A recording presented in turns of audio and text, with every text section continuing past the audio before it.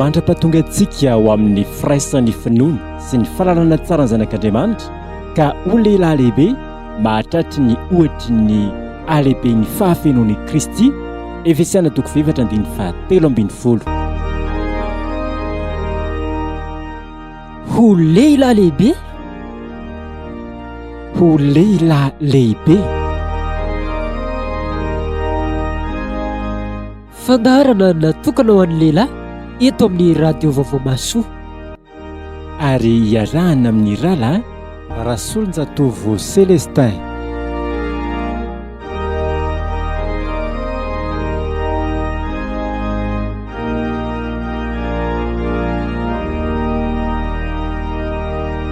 Fifaliana trano mandray anao amin'izao fandarana ho an'ny lehilahy izao. Loha hevitra hoentin'ny mpanompon'Andriamanitra Rasolonjatovo Célestin amintsika anio dia ny hoe ahoana ny tokony hifanarahan'ny mpivady mba hatateraka ny sitrapon'Andriamanitra ho atokantrano.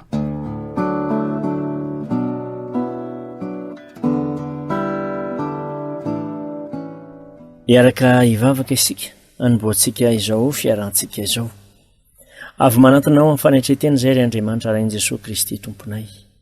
Mideranao amin'ny fiarovanao anay, misaotranao amin'ny fanomezanao ny teninao, ho fanazavana ny lalanay, ampianaro izay fa tsy mahay mitondra ny fiainanay raha lavitra ny fitarianao. Ny teninao no andrasanay anoranay ny marina rehetra tompo. Dareo amin'ny fananao masina izay ahita ny soa avy amin'ny teninao, ka ianao hatrano ray no mbola ho tokonay tsiraray avy.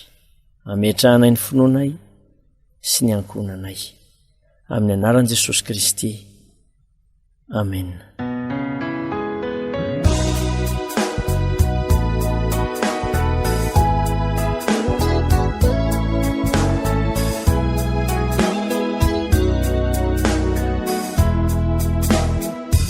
Andriamanitra tsy toa mpiay ny fiainanay, hatry ny taloha ka ho mandrakizay, fideraneram-po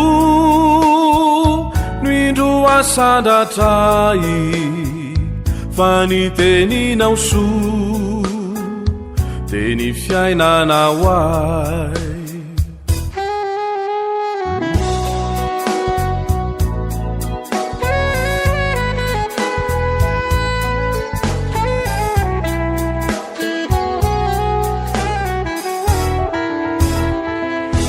Raketiko ampo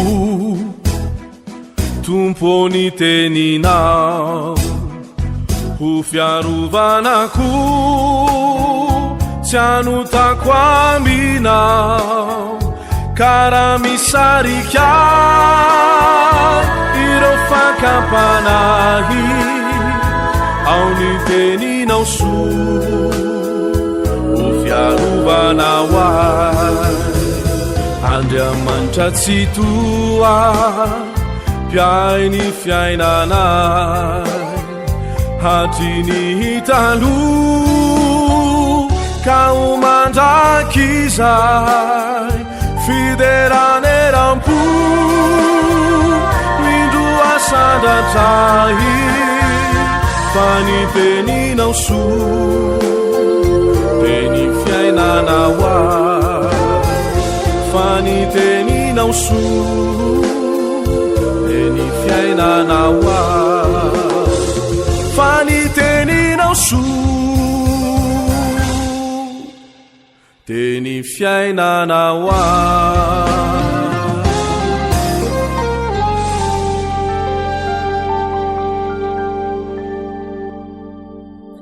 Finaritra rahalahy, fifaliana no iarana amintsika tsiraray avy, hitay antsika sy ny ankonantsika ny tompo. Manohatra ny tantaran'ireo mpivady na ny lehilahy hita ao amin'ny Genesisy isika. Anio ny tapany voalohany amin'ny Genesisy 7:20 no iarahantsika mifampahery. Hatraiza ny fetra avelan'Andriamanitra hidira antsika amin'ny fanatanterahana ny planiny. Manasanao ampanajana anaraka ny tantara ao amin'ny Genesisy 7:20. Jereo amin'ny baibolinao ny tantara, afahantsika mifampahery. Ny Genesisy 7:20 hatramin'ny 4:30 no mitantara ny fiainan'i Jakoba. Fa eto ny Genesisy 7:20 izay iarahantsika mijery no ahitantsika ny fisandohana nataon'i Jakoba ny tso-dranony rainy. Voalohany, natao amin'ny fiombonana ny tokantrano. Samy nanana ny zanaka tia nomena tso-drano Isaka sy Rebeka. Ny fikasan'ny Isaka no hitantsika eo amin'ny 1 hatramin'ny 5. Ina ny fikasan'ny Isaka ho an'i Esau. Ovakitsika ny teny amin'ny anaran'ny Tompo. Ary rehefa antitra Isaka aripahana ny masony ka tsy nahita, dia niantso an'i Esau lamatoana izy ka nanao taminy hoe, anaka.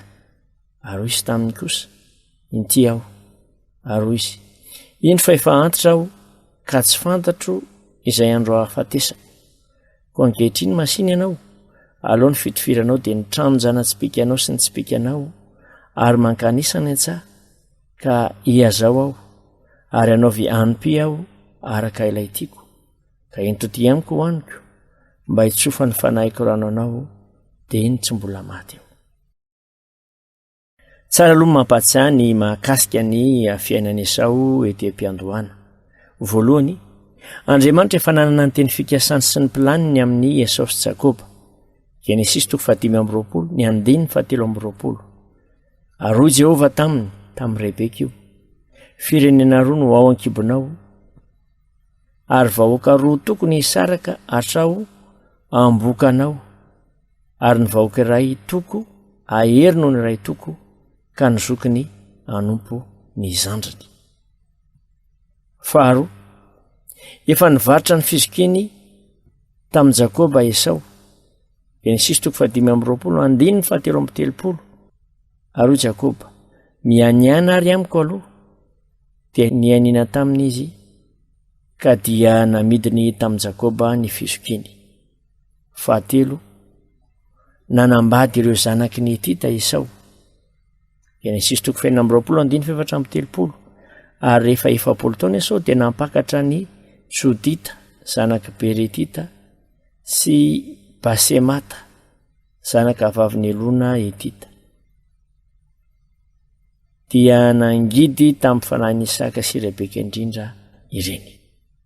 Ireo rehetra manam-porofo efa nataon'Andriamanitra ao amin'i Jakoba ny teny fikasana, fa avy aminy avy amin'ny taranany no entin'Andriamanitra anatanteraka ny fikasana hitahina ny firenena rehetra, ny famonjena ao amin'i Jesosy Kristy zany. Isaka nanana ny heviny hanomeny tso-drano ho an'i Esau. Tsy nitadidiny ny teny fikasan'Andriamanitra tamin'i Jakoba ve Isaka noho ny fahanterana? Efa manodidina ny 5:30 taona izy zao eto amin'ny tantara.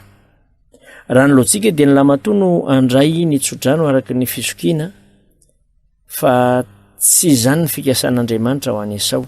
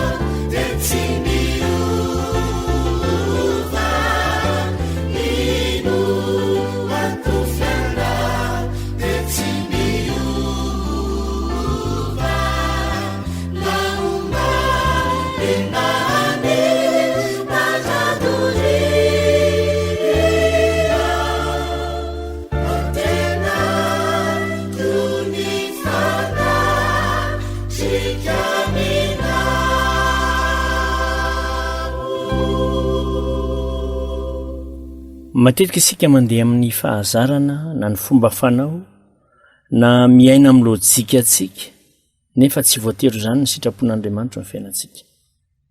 Tsy voatery ny fikasanao na ny fanorenao ny sitrapon'Andriamanitra fa mety mifanoatra amin'izany mihitsy aza indraindray. Inona amin'ireo fahazarana na ny fomba fanao tokantrano no mety tsy araka ny sitrapon'Andriamanitra? Inona ny fikasana na ny zavatra tianao atao amin'ny zanakao? Jereo raha sitrapon'Andriamanitra ho azy zany. Anjaranao ray mpianakaviana no mijery zany ary miverina ho amin'ny tenin'Andriamanitra trany. Ny fikasan'i Rebeka ho an'ny Jakoba ny hitantsika amin'ny 9 hatramin'ny 17 Genesis 9:20. Ary Rebeka nandriany saka ny teny tamin'ny Esau zanany lahy, ary dia lasa nankany antsaha Esau nitady aza ho entiny. Ary Rebeka niteny tamin'ny Jakoba zanany lahy ka nanao hoe, indro efa reko ny rainao niteny tamin'ny Esau rahalahinao nanao hoe, iazao aho ka anao vianim-py hoaniko, dia hitsodrano anao aho eo anatrehan'i Jehova, dia eny tsy mbola maty aho. Koa ankehitriny anaka, arao ny teniko amin'izay aseka ataonao. Mankanisa kely any amin'ny ondry amanosy, ka nalaozana kosoro tsara aho, dia ataoko hoanim-py ho an'ny rainao arak'ilay tiany zany. Ary dia hoentinao any amin'ny rainao hoaniny, mba hitsofany rano anao dia tsy mbola maty izy. Fa Jakoba tamin'ny Rebeka reniny. Indro Esau rahalahiko dia lehilahy voloana fa izao lehilahy malambo-hoditra kosa. Ary angamba hitsapahikako dia ho toy ny mpanandoka io masiny aho ka ahatonga ozina amiko fa tsy tsodrano. Ary hoy ny reniny taminy, aoka ho ahy ihany anaka ny ozina ho anao, ary ao ihany ny teniko ka mandehana hitondray aho. Dia nandeha izy ka naka ary nitondra teo amin'ny reniny. Ary ny reniny kosa dia nanao hoanim-py arak'ilay tiany rainy. Ary nalainy Rebeka ny fitafiany Esau lamatony, dia ny tsara izay efa nitoeriziny tao an-trano, ka nampitafiany an'i Jakoba zanany faralahy. Ary ny hoditry ny zanany kosa dia nafony ny tanany sy ny malambolambo amin'ny voziny, dia natolony teo an-tanan'i Jakoba zanany ny anipy sy ny mofo izay efa namboariny. Rehefa mandreny resaka ny fanaovan'i Isaka sy Esau Rebeka, dia nanao ny tetika rehetra mba ahazoan'i Jakoba ny tsodrano avy amin'ny Isaka rainy. Avy any amin'ny Rebeka avokoa ny hevitra rehetra naneraka an'i Jakoba haka zanak'ondry sy hanao nahandro. Ny avean'ny tetika hamitaka amin'ny volon'ondry, nanomeny akanjony Esau ho an'i Jakoba, nahandro ny sakafo tena rainy. Nilaza ny heviny ihany Jakoba amin'ny 9:20 fa misy orana ny fanatanterahana ity fisolokiana ity, satria ho raisin'Andriamanitra toy ny mpisandoka izy. Dia novaliany reniny hoe, aleo ny ozina tokony ho anao ho amiko. Taorianan'izay lasa izy nanatanteraka ny mpaikony reniny. Azo antoka fa ny azona ny teny nambaran'Andriamanitra tamin'ny Rebeka fony izy nitondra voka ny Esau sy Jakoba. Genesis 35:17. Ary hoy Jehova tamin'ny Rebeka, firenena roa no ao an-kibonao, ary vahoaka roa tonta kosa ny sarika hatreo am-bokanao, ary ny vahoaka ray toka aherinao ny ray toko, ka ny zokiny anompo ny zandriny. Natao an'i Jakoba nitsodrano araka ny fikasan'Andriamanitra. Nefa Andriamanitra tsy nilaza mazava tamin'i Rebeka fa amin'ny alalan'ny fisolokiana no anatanteran'Andriamanitra ny planiny. Tsy nilaza tamin'i Rebeka mihitsy Andriamanitra mba hanampy azy amin'ny alalan'ny fisolokiana anatanteraka ny sitrapony, ary sanatsy amin'Andriamanitra izany. Tena zava-dehibe eo amin'ny fianakaviany ty hikasaina Isaka sy Rebeka ho tanterahany ity. Iray ny tanjona tratrarina, nefa toa samy maka ho azy ny mpivady, ary manao atonkoroa samy miandany amin'ny zanakatiny. Rahalahy, tsy natao hitsara ny tokantrano Isaka sy Rebeka isika, fa ndeha hakalesona amin'ny tantara. Ny tokantrano natao amin'ny fiombonana fa tsy hifaninanana, ary ao an-tokantrano tsy sehatra hifaninanana fa hifanampiana.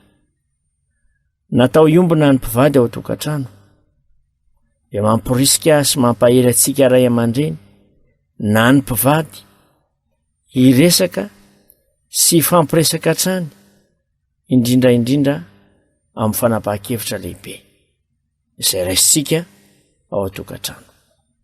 Ny lohan'ny fianakaviana ny tompona ndraiky raha natao hiazona ny fiombonana ao an-trano. Ny vady ny olona akaiky anao indrindra, natao hikambana amin'ny vady ianao amin'ny zavatra rehetra, fa tsy natao hikambana amin'ny zanaka. Ataovy miavaka sy mazava tsara ny toeran'ny vady sy ny toeran'ny zanaka. Rehefa tsy miombona ianareo mivady, dia samy anana ny tanjony avy, samy manao izay tiany sy ahatratra ny fikasany. Iombony ny tanjona, iombony ny fanatanterahana an'izany, fa izany no mitondra soa ho an'ny ankohonanao.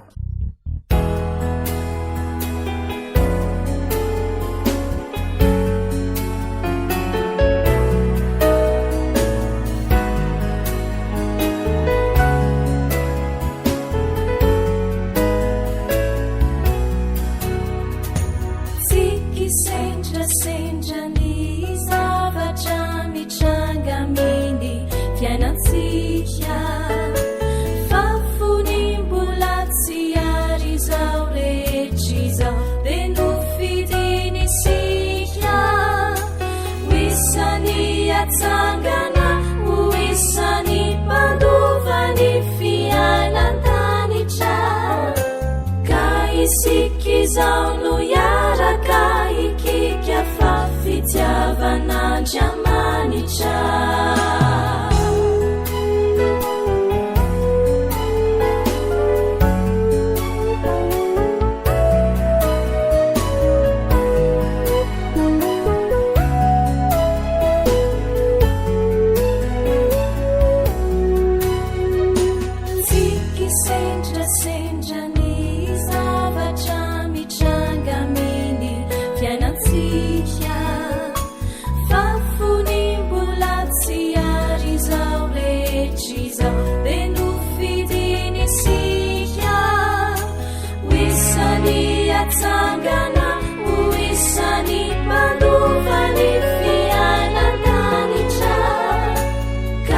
Sikizao no yaraka ikika fa fitiavan'Andriamanitra.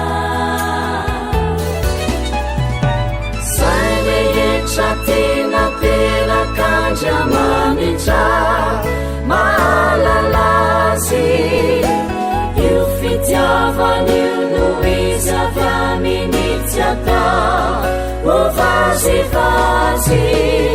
Matony tokantrano pena tsara orina sy mirindra, satria Jesosy lay fototrira fitany no fehizo indrindra. indra zay rehetra tena terakandramanitra mahalalazy io fitiavan'io no misy avy aminitsy ata ho vazivazy matony tokantrano tena tsara olina sy mirindra de satria jesosylay fototrira fetany no fehizorindrindra raha natao amin'ny fiombonana ny tokantrano ny tokantrano dia natao iainana ihany koa ny fifampitokisana natao ho iainana ny fampitokisana ny tokantrano zay ny faharoa horesantsika nankao amin'ny Isaka Jakoba mba haka nitsodrano avy amin'ny reniny rehefa nanaraka ny torohevitry ny reniny toy izao ny vaky ny tenin'ny tompo amin'ny 9:20 ary Jakoba nankany amin'ny rainy ka nanao hoe rikako eo ary kosa izy inty aho izao moa ianao anaka ary Jakoba tamin'ny rainy izao no Esau zanakao lamato efa nanao araka izay nasainao nataoko aho masiny ianao miarena dia mipetraka any ny azako mba hitsofa ny fanahinao rano ahy ary Isaka tamin'ny zanany nanao ahoana anaka ny dia nalaky nahazo toy izany ianao ary izy satria Jehovah Andriamanitra ao nefa nampahazo ahy ary Isaka tamin'ny Jakoba mba manatona kely hoe hitsapakanao anaka hahafantarako na Esau zanako tokoa ianao na tsy ary Jakoba nanatona ny Isaka rainy ary izy dia nitsapa azy ka nanao hoe ny feo dia feon'ny Jakoba fa ny tanana dia tanany Esau ary tsy nafantatra azy izy satria volona tahaka ny tanany Esau rahalahy ny tanany dia nitsofo ny rano izy ary hoy izy ianao tokoa moa no Esau zanako dia hoy izy izao no izy ary kosa Isaka ary seotany loko ary izato azany zanako ihinanako mba hitsofan'ny fanahiko rananao ary dia narosony teo anoloany ka dia nihinana izy ary nitondrany divay izy dia nisotro ary hoy Isaka rainy taminy mba manatona kely ka manoroa ahy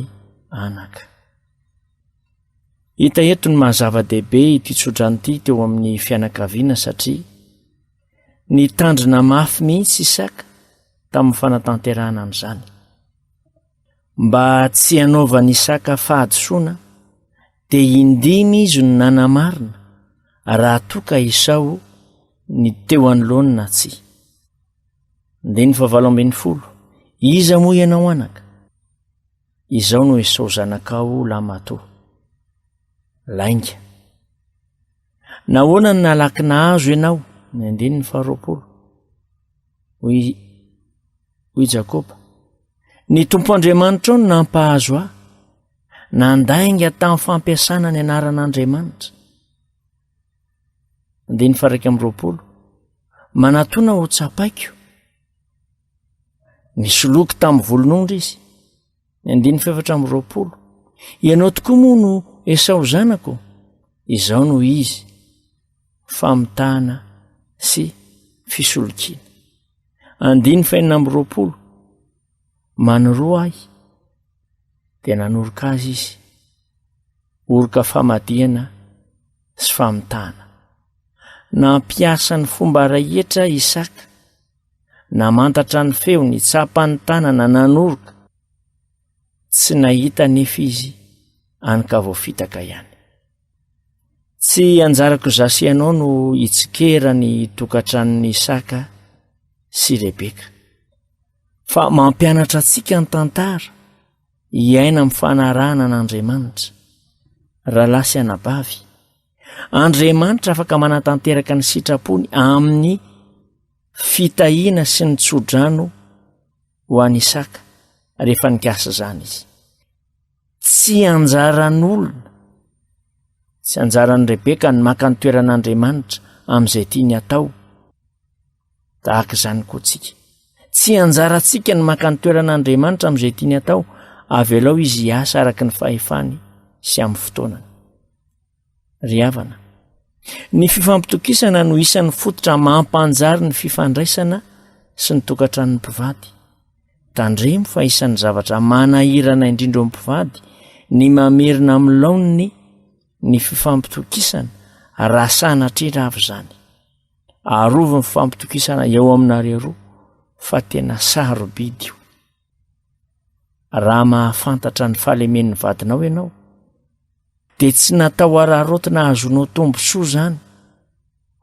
Ny fahalemena hita ao amin'ny vady dia natao hanampiana azy, fa tsy natao hanindriana na hanararotana na hanambakana azy izany. Tsaroa fa tena ray ny mpivady. Noho izany, izay ataonao amin'ny vadinao dia ataonao amin'ny tenanao ihany koa. Hoy ny Efesiana 5:7-8. Dia tahaka izany koa ny lehilahy, tokony ho tia ny vadiny tahaka ny tenany ihany. Izay tia ny vadiny dia tia ny tenany. Izay tia ny vadiny dia tia ny tenany. Izay mamitaka ny vadiny izany, mamitaka ny tenany.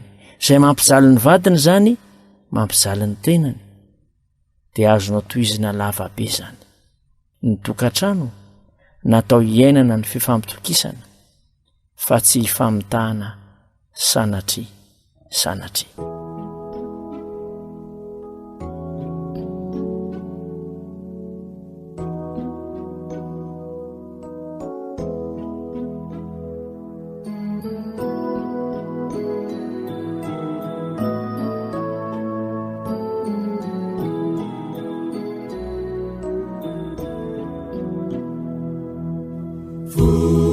Mitambatawirai nuetinetu izao mitrutru ni fiti uamasini nanjamanitra itumbu erisi hameruveruku kaifanai kiretu ulundrua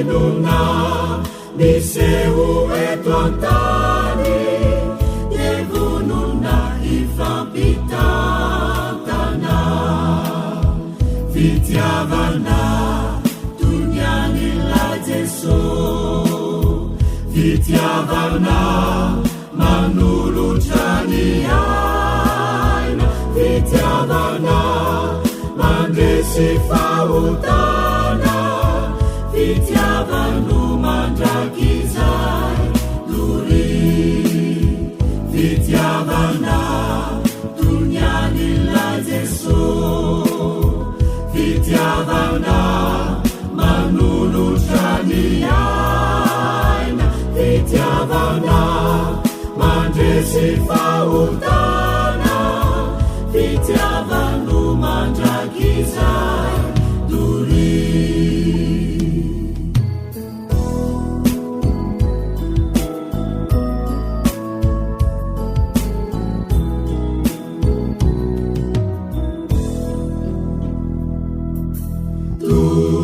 Zao lai nufi sai ni aina naitanu kaindrufa ni arabeluna ni arasambatra anivu ni fiti lai dini sai yarahana ni tulu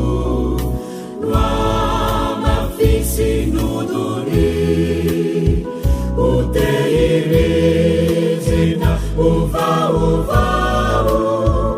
andrubuna itumbuhasina vitiavana tunyani la Jesu vitiavana manulutrani aina vitiavana mandresi fautana vitiavanu mandrakizai duri vitiavana tunyani la Jesu fitiavana manolotra ny aina fitiavana mandresy fahotana fitiavano mandrakizay dori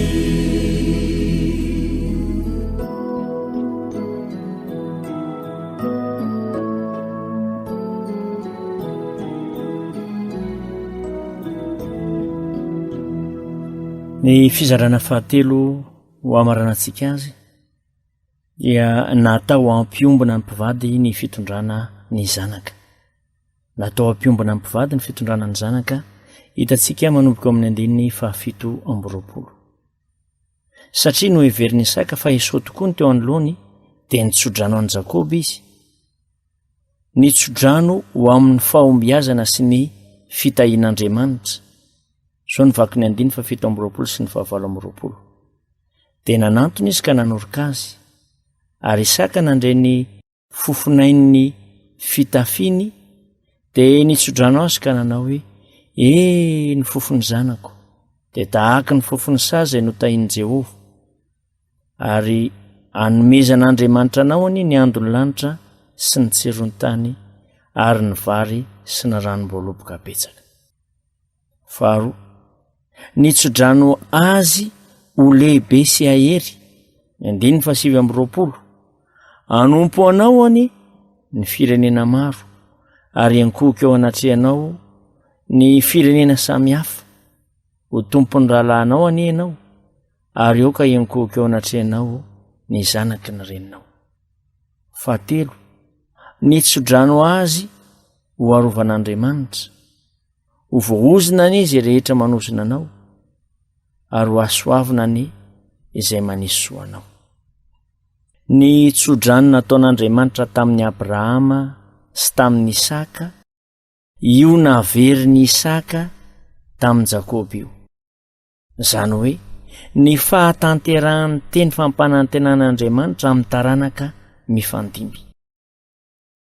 Ny fahatanterahany tsodrano tsy miankina amin'ny Isaka na ny olona manao zany. Tsy miankina koa tamin'ny famitahana izay nataon'i Rebeka sy Jakoba. Andriamanitra no manatanteraka ny sitrapony amin'ny planiny sy ny fahendreny ary amin'ny mahatsiry efesy mandidy azy. Andriamanitra irery no manana fahefana afaka manatanteraka izany fikasana sy faniriana izany amin'ny mahavavaka azy. Fa anjaran'ny Isaka ny nanatanteraka izany tamin'ny finoana. Izany dia hitantsika eo amin'ny Hebreo 1:20 manao hoe finoana no nitsofan'i Isaka rano an'i Jakoba sy Esau ny amin'ny zavatra ho avy. Isika malagasy dia tena manao zava-dehibe ny tsodrano atao amin'ny zanaka. Ny tsodrano dia tahaka ny vavaka ataon'ny ray aman-dreny amin'ny zanaka, fa Andriamanitra irery ihany no manana fahefana hamaly ny vavaka ataontsika. Rahalahy, inona ny vavaka na tsodrano tena irinao ho an'ny zanakao? Hatraiza no faniriana sy vavaka ataonao amin'ny zanakao? Miombona amin'ny faniriana sy ny vavaka ataonao ho an'ny zanakareo ve? Ianareo mivady. Angatao amin'Andriamanitra ny ahitany zanakao ny famonjenao amin'i Jesosy Kristy raha mbola tsy nanaiky izany izy. Ny hitombony amin'ny fahatahorana an'Andriamanitra hatrany eo amin'ny fiainany rehetra. Ny fototry ny fiainana tsara rehetra ho anao sy ho an'ny zanakao dia ny fahatahorana an'Andriamanitra. Izany ny loharan'ny fitahiana sy ny fiarovan'Andriamanitra azy. Hoy isika terem-piandohana. Hatraiza ny fiatravelan'Andriamanitra hidirantsika amin'ny fanatanterahana ny planiny? Ny andraikitra izay ambaran'Andriamanitra mazava amintsika ihany no azontsika atao. Tsy fahendrena ho antsika ny maka ny toeran'Andriamanitra, fa fahadisoana ho antsika ny manao izany. Noho izany, ny vokatry ny fitsabahantsika amin'izay andraikitra tsy navelan'Andriamanitra ho ataontsika dia hitondra korotana eo amin'ny fiainantsika, eo anivon'ny tokantrano, hiteraka tsy fiombonana, tsy fifampitokisana eo amin'ny mpivady izany. Noho izany, natao iombona ny zavatra rehetra mpivady, fa tsy natao hifaninana. Ny fampitokisana ny fototra hiaingan'ny fanambadiany sy anaovana fanamby tsy ho rava. Sarotra mamerina fifampitokisana eo am-pivady raha rava zany. Anjaran'ny mpivady no miaraka miaro io fifampitokisana io ao anatin'ny tokantrano. Nomen'Andriamanitra ny zanaka tsy handrava ny fiombonana eo amin'ny fifandraisan'ny mpivady ao anatin'ny tokantrano. Tsy natao hikambana amin'ny zanaka ny mpivady fa natao hikambana amin'ny vadiny. Dia samy mahireza indray ary ny tompo ane ampahazava ny saitsika andeha araka ny sitrapony. Ho an'Andriamanitra irery ihany anie ny voninahitra, ho azy ny dera, fiadanany tompo ane eo amintsika tsiraray avy. Amin'ny manaraka indray raha sitrapony tompo ka velonay na isika.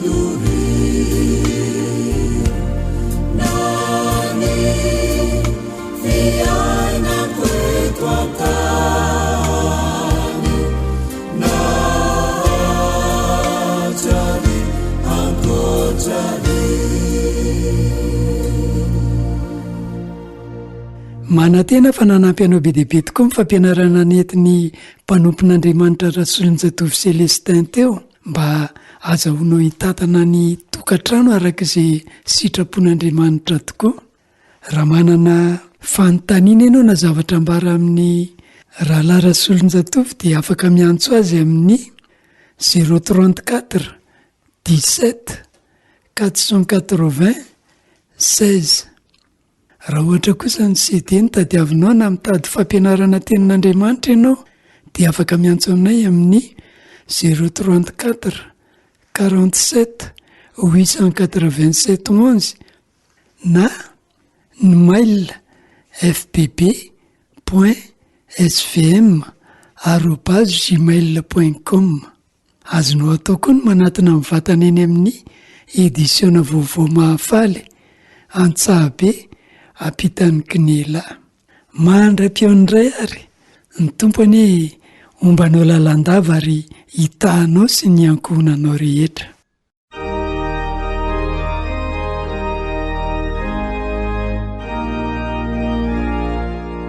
Mandra-pahatonga antsika ho amin'ny firaisan'ny finoana sy ny fahalalana tsara ny zanak'Andriamanitra ka ho lehilahy lehibe mahatratry ny ohatry ny alehiben'ny fahafenoan'i Kristy. Efesiana 2:7-10. Ho lehilahy lehibe, ho lehilahy lehibe. fandaharana natokana ho an'ny lehilahy eto amin'ny radio vaovao masoa ary iarahana amin'ny rahalahy Rasolonjatovo Celestin.